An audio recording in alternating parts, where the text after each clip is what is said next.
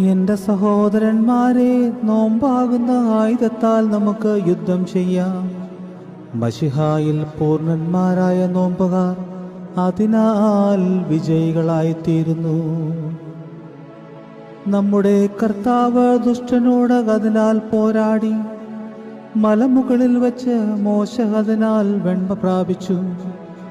ഏലിയ അതിനാൽ രഥത്തിൽ ആരോഹണം ചെയ്തു.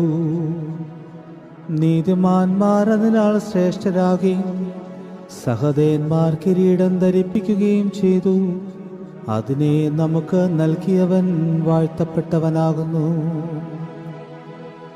അപ്പവും വെള്ളവും വെടിഞ്ഞുള്ള ഉപവാസം നിസ്സാര നോമ്പായി കണക്കിടപ്പെടുന്നു.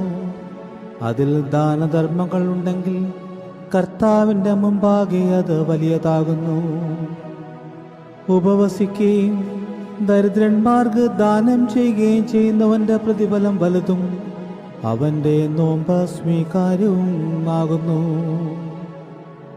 ദാനം ചെയ്യുന്നവനില്ലാതിരുന്നാലും തൻ്റെ നോമ്പിൽ സ്നേഹം കലർന്നിരിക്കുന്നുവെങ്കിൽ അവൻ ആത്മീകരോടുകൂടെ ചേർക്കപ്പെടുകയും പുനരുത്ഥാന ദിവസത്തിൽ മണവറയ്ക്ക് യോഗ്യനായി തീരുകയും ചെയ്യുന്നു.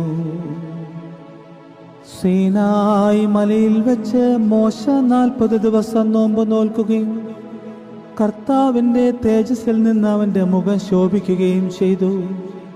കൽപ്പലകകളിൽ എഴുതപ്പെട്ടിരിക്കുന്ന 10 കൽപ്പനകൾ അവൻ വാങ്ങി. നോമ്പാൽ ജീവനുള്ള ബലിയാൽ ഇമ്പപ്പെടുന്ന വിശ്വസ്തയായ സഭയെ നിനക്ക് ഭാഗ്യം. സ്വർഗത്തിലും ഭൂമിയിലും നിന്നെ ശ്രേഷ്ഠമാക്കിയവൻ വാഴ്ത്തപ്പെട്ടവനാകുന്നു.